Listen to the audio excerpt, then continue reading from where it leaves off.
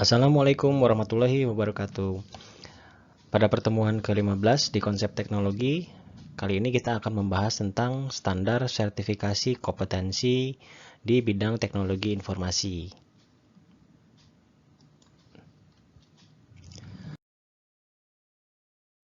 Sertifikasi kompetensi menjadi faktor penting dalam dunia industri. Semakin banyak perusahaan menjadikan sertifikasi sebagai cara untuk menilai apakah seseorang memiliki keterampilan dan pengetahuan yang diperlukan dalam peran pekerjaan tertentu.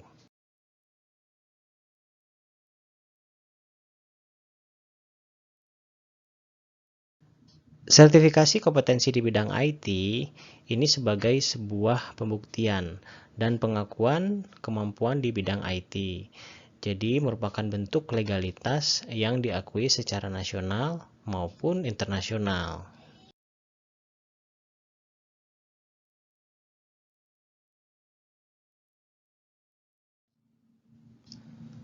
Dalam Undang-Undang Nomor 13 Tahun 2003 tentang Ketenagakerjaan, terutama pasal 18, ini menjelaskan tentang sertifikasi kompetensi. Nah, ayat pertamanya menyebutkan bahwa tenaga kerja berhak memperoleh pengakuan kompetensi kerja setelah mengikuti pelatihan kerja yang diselenggarakan oleh lembaga pelatihan kerja pemerintah, lembaga pelatihan kerja swasta, atau pelatihan di tempat kerja. Lalu yang kedua, pengakuan kompetensi kerja sebagaimana dimaksud dalam ayat 1 dilakukan melalui sertifikasi kompetensi kerja. Nah, di sini sudah disebutkan ya di ayat keduanya. Lalu di ayat ketiga, sertifikasi kompetensi kerja sebagaimana dimaksud dalam ayat 2 dapat pula diikuti oleh tenaga kerja yang telah berpengalaman. Jadi artinya untuk meningkatkan kompetensinya bisa mengikuti ujian kompetensi lagi. Nah, pasal 18 ini untuk ayat 4-nya menyebutkan tentang pelaksanaan sertifikasi tersebut, yaitu sebagai berikut. Untuk melaksanakan sertifikasi kompetensi kerja dibentuk Badan Nasional Sertifikasi Profesi yang independen. Nah, lalu di ayat 5-nya, pembentukan Badan Nasional Sertifikasi Profesi yang independen sebagaimana dimaksud dalam ayat 4 diatur dengan peraturan pemerintah. Jadi di sini ada peraturan yang dibuat oleh pemerintah untuk membuat suatu badan yang menjadi standar kompetensi di Indonesia.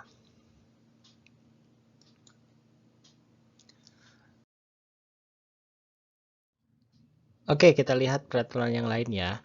Di sini ada Undang-Undang Nomor 5 Tahun 2014 tentang Aparatur Sipil Negara yang menyebutkan bahwa dalam manajemen aparatur sipil negara menggunakan sistem merit yang berarti proses rekrutmen dan promosi pegawai didasarkan pada kemampuan mereka dalam melaksanakan tugasnya, bukan karena koneksi politik atau alasan lainnya. Implementasinya adalah bahwa SDM IT yang melaksanakan tugas di SKPD harus memiliki standar kompetensi yang sesuai dengan standar kompetensi kerja nasional atau SKKNI. Nah, ini jadi di bidang pemerintahan juga itu diatur tentang sertifikasi kompetensi.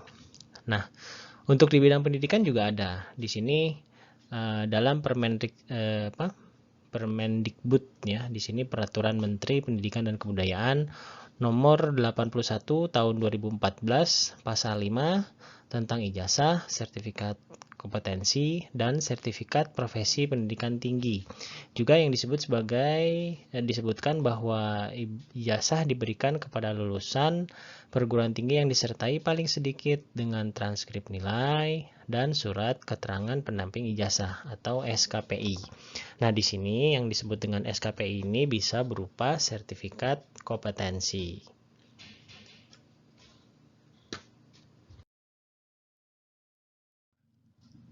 Kemudian kita akan bahas tentang Badan Nasional Sertifikasi Profesi.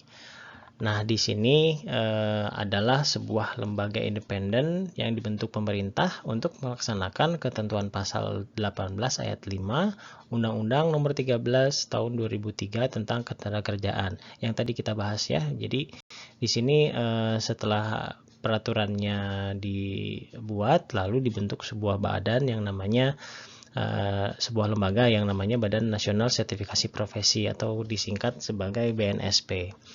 Nah, badan ini bekerja untuk menjamin mutu, kompetensi, dan pengakuan tenaga kerja pada semua sektor bidang profesi di Indonesia melalui proses sertifikasi kompetensi kerja bagi tenaga kerja, baik yang berasal dari lulusan pelatihan kerja maupun dari pengalaman kerja. Kemudian menurut peraturan pemerintah juga pada nomor 23 tahun 2004 tentang Badan Nasional Sertifikasi Profesi. Nah, jadi di sini setelah BNMSP-nya dibentuk, di sini ada peraturan pemerintahnya juga. Nah, di sini pasal 4 menyebutkan bahwa untuk melaksanakan tugas pokok dan fungsi BNSP sebagai otoritas sertifikasi, BNSP dapat memberikan lisensi kepada lembaga sertifikasi profesi yang memenuhi syarat. Nah, ketentuan mengenai persyaratan tata cara pemberian lisensi diterapkan oleh BNSP. Nah, yang dimaksud dengan memberikan lisensi ini artinya BNSP bisa bekerja sama dengan lembaga lain yang memenuhi syarat. Bisa lembaga swasta atau juga bisa bekerja sama dengan perguruan tinggi yang memiliki LSP-nya atau lembaga sertifikasi profesinya. Nah, sehingga ujian kompetensi bisa dilakukan di lembaga-lembaga tersebut dengan standar dari BNSP.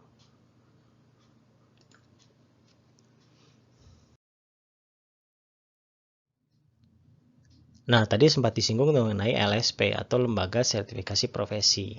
Ini adalah suatu lembaga yang bisa menyelenggarakan uji kompetensi di bawah lisensi BNSP. Nah, lembaga-lembaga ini banyak di Indonesia, baik yang dikelola oleh perguruan tinggi atau lembaga swasta. Jadi sebetulnya ini salah satu cara kita untuk mendapatkan sertifikasi profesi, yaitu dengan mengikuti uji kompetensi di lembaga-lembaga tersebut.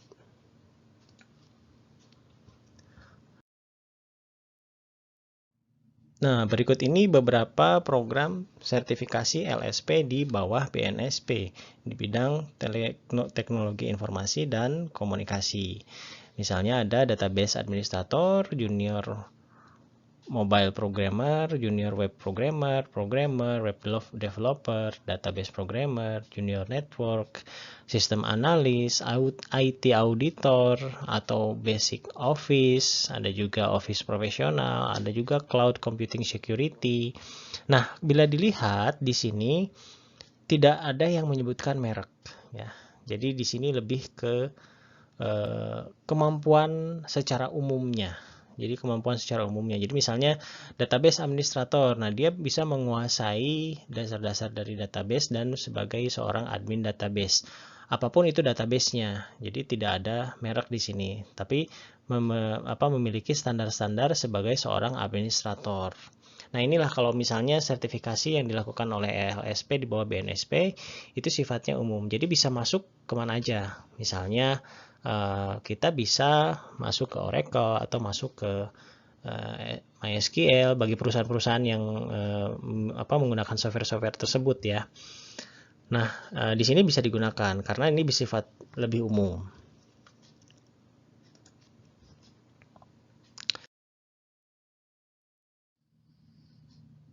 Ya, kita bahas sedikit tentang sertifikasi internasional. Menuju pada level tertentu di bidang IT diperlukan expertise. Nah, sertifikasi IT menunjukkan bahwa para IT profesional memiliki pengetahuan dan kompetensi yang dapat dibuktikan, telah diuji dan didokumentasikan. Nah, sertifikasi yang mengkhususkan ke sebuah produk IT yang dikeluarkan oleh perusahaan internasional berlaku juga secara internasional. Nah, di sini lebih khusus. Kalau tadi kan BNSP lebih umum ya. Nah, tapi kalau yang lebih khusus ini biasanya sudah mulai ke merek sebuah produk IT. Contoh-contohnya seperti ini ya. Nah, misalnya ada Cisco certification untuk networking. Nah, di sini banyak nih sertifikasinya. Ada yang associate, profesional, sampai ke expert levelnya. Tapi di sini sudah menggunakan merek dagang Cisco. Jadi kalau yang suatu perusahaan yang menggunakan router Cisco dan apabila ada pegawainya memiliki sertifikasi Cisco itu akan lebih bisa memiliki nilai yang lebih tinggi ya dibandingkan yang tidak memiliki sertifikasi Cisco. Lalu Ada juga sertifikasi tentang mikrotik. Nah, di sini juga sama ya, ini sudah mulai ke sebuah merek, jadi lebih ke networkingnya khusus untuk produk mikrotik. Memang ada beberapa perusahaan yang membutuhkan hal tersebut. Nah, yang paling umum juga ada Microsoft. Nah, Microsoft ini bisa database, pengolahan data Excel ya, dokumen atau programming. Nah, programming di sini juga sebetulnya VBA ya, Visual Basic Programming. Di sini juga ada sertifikat-sertifikat yang bisa kita ambil. Lalu ada juga Red Hat Linux. Nah, di sini juga ada sertifikat tentang Red Hat Linux. Nah, Oracle di sini yang paling sering kita dengar selain Cisco. Oracle di sini juga ada sertifikat tentang database-nya, ada yang associate, ada yang profesional. Nah, ini tergantung dengan database yang ada di Oracle.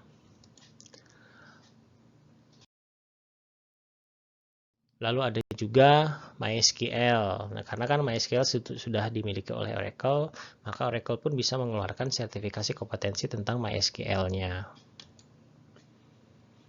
Nah, kemudian ada juga Java. Di sini Java Programming juga sudah dimiliki oleh Oracle sehingga Oracle bisa mengeluarkan sertifikasi tentang programming Java tersebut. Nah, di sini ada level-levelnya, ada level associate. Nah, di sini juga ada beberapa jenis ya. Lalu ada level profesional, di sini ada 6. Nah, ini yang beberapa sertifikat yang dikeluarkan oleh Oracle.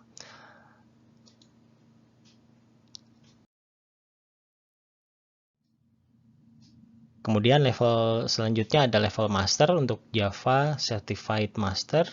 Nah, di sini sertifikasi untuk level yang lebih lanjut ya, di atasnya profesional. Nah, sertifikasi kompetensi ini bisa kita ikuti melalui LSP yang ada di Indonesia, baik yang berada di bawah BNSP atau yang memang memiliki akses langsung ke perusahaan internasional seperti Oracle atau Cisco atau Mikrotik.